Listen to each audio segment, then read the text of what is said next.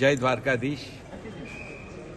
દ્વારકાધીશના આશીર્વાદથી અનંત અને રાધિકાના wedding celebrations સારી રીતે પતી ગયા.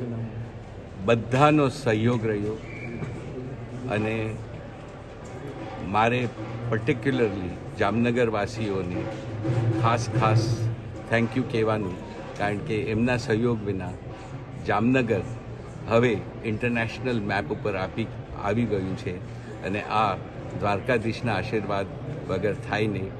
અને બધા તમારા આશીર્વાદ અનંત અને રાધિકા માટે અમે બહુ નીતા અને હું બહુ આભારી છું. Thank you.